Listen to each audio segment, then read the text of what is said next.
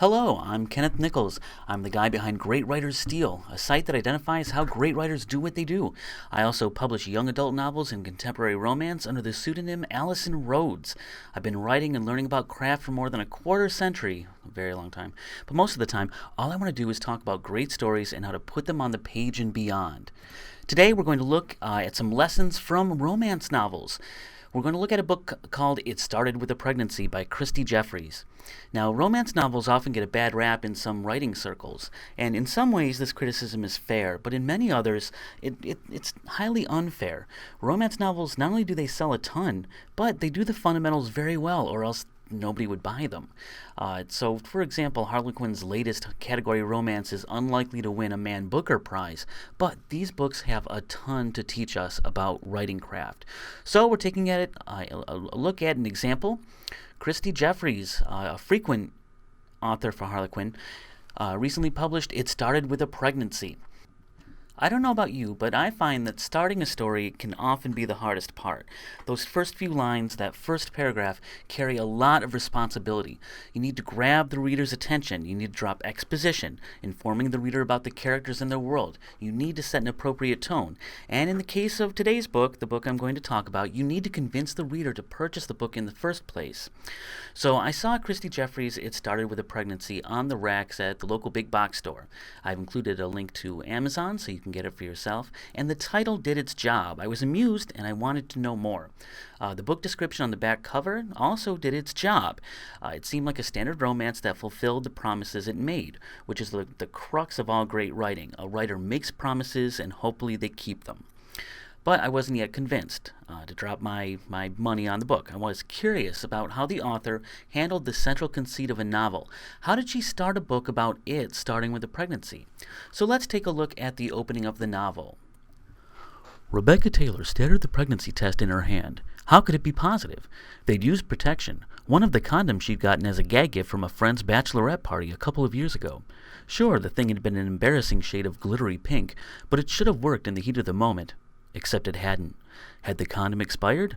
Rebecca glanced at the reflection of her wide, panic-filled eyes in the mirrored medicine cabinet.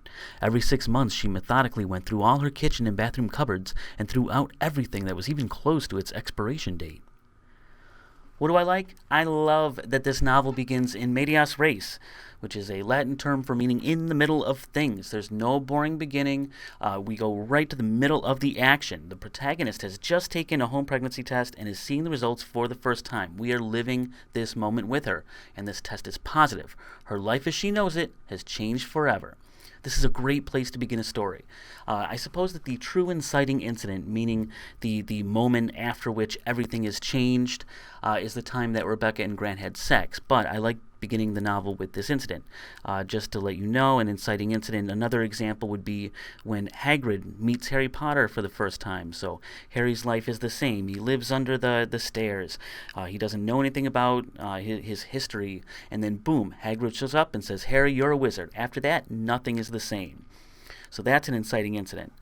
I also enjoyed the idea that a character who's so vigilant about making sure that products and foodstuffs are all within date failed to do so, forgot to do so with something as important as a condom, a prophylactic.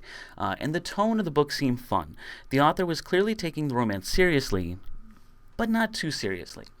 I love the way that Christy Jeffries layered in the exposition. That's the background stuff that we need to understand the setting and the events.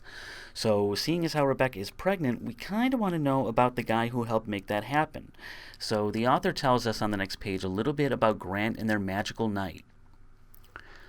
Although at least she'd had a condom to start with, unlike the carefree Grant Whitaker, who'd come to her house unprepared for a one-night stand 8 weeks ago. Not that either one of them had expecting things to get physical that night. In fact, Rebecca hadn't been able to stand the guy the first few times he'd visited Spring Forest, North Carolina. Flying in from Florida in his board shorts and t-shirts and flip-flops every couple of months, he looked more like a surf instructor than any kind of business professional. And the weird thing was, for such a relaxed-looking guy, he'd always watched Rebecca like a hawk. She was the director of Forever Paws, his elderly aunt's nonprofit organization, yet he constantly kept his eye on her, as though he expected she would stuff her pockets full of dog biscuits and sneak them into the puppy kennels if his back was turned. In this short piece, we learn a lot. Grant, he has family money. Rebecca, works for Grant's elderly aunt. Grant, he's adventurous, he's physical, he's outdoorsy, he likes surfing. He's also a bit of a prankster. He's a young guy, he doesn't take life too seriously or relationships too seriously, and we can most certainly see how Rebecca fell for the guy, even if it was just for one night. So at this point in my mid-aisle evaluation of the book, I was having fun, and I was curious about what the author would do with the rest of the first chapter, seeing as how the open really grabbed me. I liked the way that the author kept building our understanding of Rebecca. Look how gracefully she slips in more exposition about the protagonist. She would have sunk to her knees right there in her brand new townhome and curled herself into a little ball if she thought it would help. But grown women with mortgages and MBAs and lead positions at nonprofits didn't break down and cry every time something went wrong. I love it. Rebecca is a very competent and deliberate woman in spite of the accident that happened approximately 8 weeks ago. She has an MBA. She has a mortgage. She makes lists. She owns a very logical townhome. It's a logical choice to make for someone her age and her position.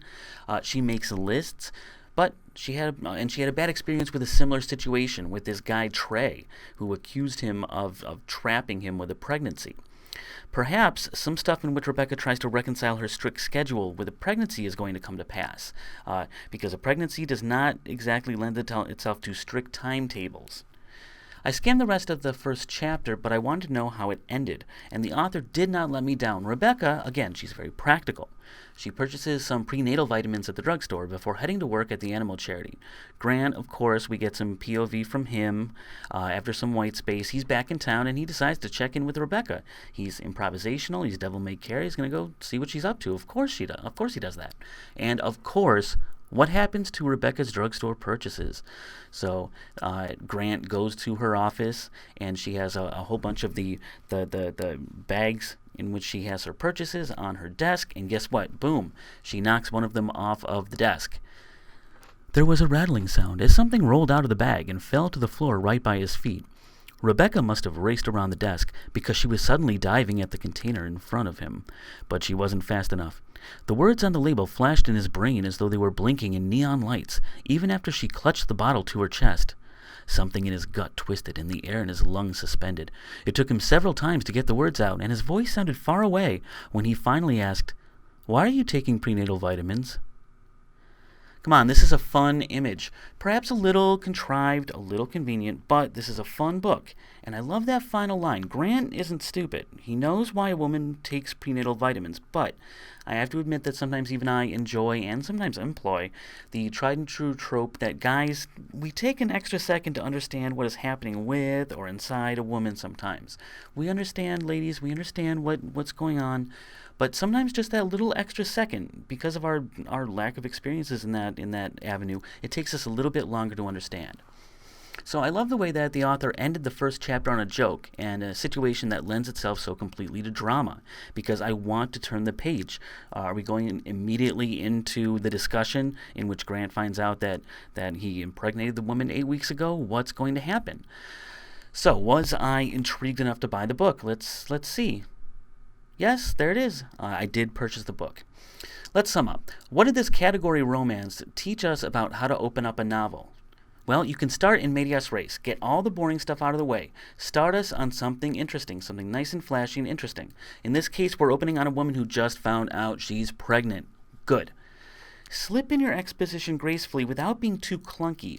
Some novels will have what I kind of call an exposition dump, where it's 2 pages of describing this world and describing the characters.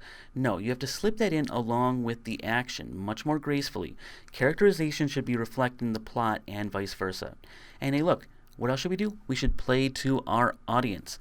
This is a category romance. There's nothing wrong with that. It's wonderful. We all own several of them, if not more. We like them. These kinds of readers want sweetness, a strong situation to bring the protagonist together, and the kind of experience they're promised.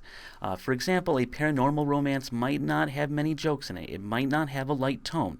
That's okay. Your writing should match the tone. This is a Forever Yours special edition in which a man and woman are forced into a situation, and there are dogs around. This is supposed to be fun, so the writing should be fun. Okay, seeing as how I'm doing YouTube stuff now, I'm legally obligated to ask you to subscribe, to like the video, hit that bell to make sure you get notifications, and to comment below. Which books, short stories, or poems would you like to hear me talk about? I'm Kenneth Nichols behind Great Writer's Steel and the books of Allison Rhodes. And yeah, so until next time, books are good.